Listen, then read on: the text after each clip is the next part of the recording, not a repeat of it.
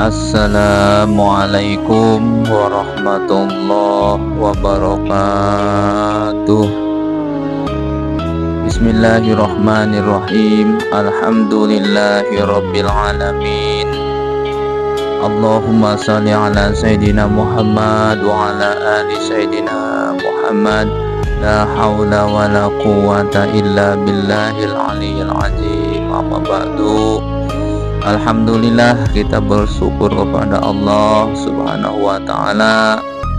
Sampai dengan saat ini kita masih diberikan kemampuan, kekuatan oleh Allah untuk menjalankan ketaatan dan ibadah kepada Allah.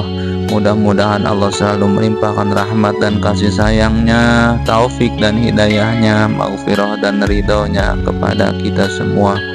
Salawat dan salam semoga selalu tercurah pada junjungan kita Nabi besar Muhammad Sallallahu Alaihi Wasallam, para keluarganya, sahabatnya, juriahnya, pengikutnya. Mudah-mudahan kita semua yang hadir di sini adalah pengikutnya yang setia, yang senantiasa selalu menyampaikan salawat dan salam kepada beliau. Mudah-mudahan kita mendapatkan syafaatnya dan dikumpulkan bersama beliau di surganya Allah. Amin ya Allah ya Rabbal Alamin.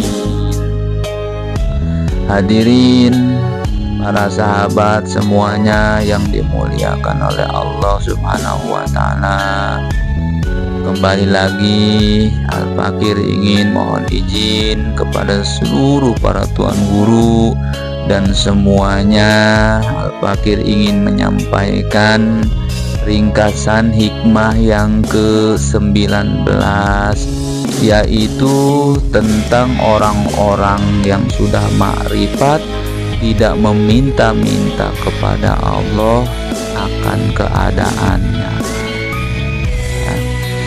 Maksudnya,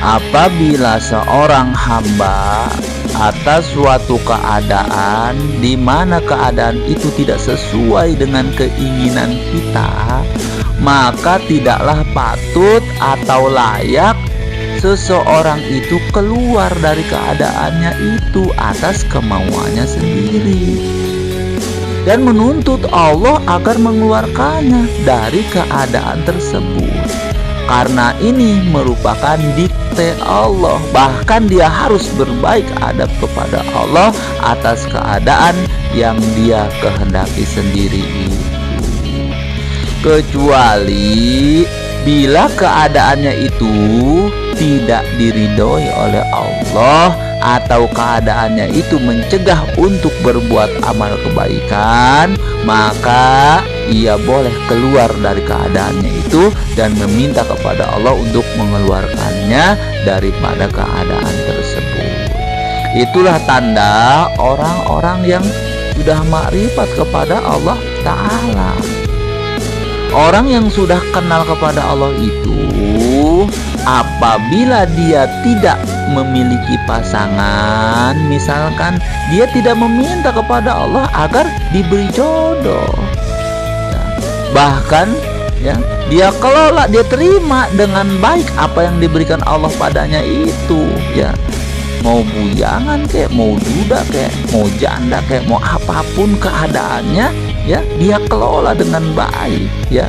Dia tidak meminta agar diberikan jodoh, ya, kecuali dengan kesendiriannya itu dia tergoda dengan kemaksiatan, dia tergoda dengan menjalankan hal-hal yang maksiat, ya, zina, atau tidak mau menjalankan amal-amalan yang soleh, tidak mau ibadah, baru boleh meminta untuk keluar dari keadaan tersebut, ya. Apabila dia dalam keadaan misalkan fakir, ya, dia tidak minta kekayaan kepada Allah, ya, akan tetapi dengan kefakirannya itu dia berbuat maksiat atau kufur atau susah untuk ibadah, berwirid, maka di saat itu dia boleh memohon kepada Allah, minta dikeluarkan dari keadaan itu, ya. Apabila dia sakit, ya, dia tidak meminta untuk sehat, dia ridho akan keadaannya dan tidak minta kesembuhan dari Allah. Apabila dia tidak menginginkan keadaan seperti di atas, tetapi kita masih bisa melaksanakan ibadah dan wirid-wirid yang banyak, maka kita tidak boleh meminta pindah keadaan yang lain sesuai dengan keinginan kita sendiri. Itulah tanda orang yang sudah ma'rifat kepada Allah, ya. Misalkan ketika kita dalam keadaan berpasangan, ya, ketika seorang istri atau suami yang durhaka kepada Allah, tetapi salah satunya masih bisa melaksanakan ibadah, ya, dan kebaikan, dia tidak boleh minta berpisah walau salah satunya durhaka, ya. Tidak boleh minta, ya. Seperti Siti Asia, dia tidak meminta kepada Allah untuk berpisah dengan Fir'aun, ya. Orang yang berakal, dia mengetahui bahwa tujuan Allah menciptakan dirinya itu untuk mengabdi, beribadah kepada Allah, ya. Seperti yang berada di surat Al-Jariyat ayat 56 yang sering kita bacakan, ya, bahwa tidak diciptakan jin dan manusia kecuali itu beribadah kepada Aku, kata Allah, ya. Kita tidak bisa beribadah kalau tidak ditunjang dengan sarana dan prasarana. Makanya Allah sediakan semuanya di dunia, disediakan oleh Allah untuk beribadah. Di bumi itu semuanya ada, Allah sediakan, ya. Mau tambang, tumbuh-tumbuhan, hewan, perdagangan, pertanian dan lain disediakan oleh Allah untuk ibadah, ya. Aku ini hidup untuk ibadah. Apa aku ini hidup untuk dunia?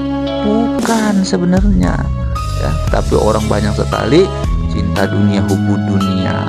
Kalau hidup kita itu untuk dunia, berarti kita menyalahi kodrat atau menyalahi fitrah, karena hidup kita itu untuk ibadah.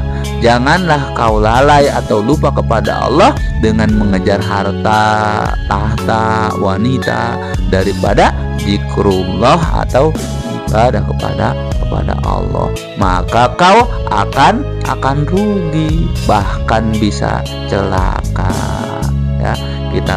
Kita bisa lihat contoh di zaman Nabi Sulaiman alaihissalam, ya. Beliau itu pernah pawai, ya, dengan membawa hartanya di negara kekuasaannya, ya. Dia pawai dengan harta bendanya, dia di Arab, ya, bawa. Tetapi satu kali membaca tasbih dari kalian lebih aku sukai dan lebih hebat daripada harta yang aku bawa ini, kata Nabi Sulaiman seperti itu, ya. Jadi Nabi Sulaiman itu bukan pamer ternyata. Jadi satu kali membaca tasbih itu lebih baik daripada harta benda yang aku bawa, ya. Karena bacaan kalian itu kekal di dunia dan kekal di akhirat. Tetapi harta yang banyak ini tidak kekal. Ketika kita mati sudah tidak ada artinya. Wallahu alam bishawab. Alhamdulillah, ya. Kita bersyukur kepada Allah, mudah-mudahan kita bisa, ya, menjalankan apa yang disampaikan ini. Mudah-mudahan Allah memberikan taufik dan hidayah. Mudah-mudahan bermanfaat. Al-Fakir mohon izin dan mohon maaf lahir dan batin. Dari Taufik Hidayah. Assalamualaikum warahmatullahi wabarakatuh.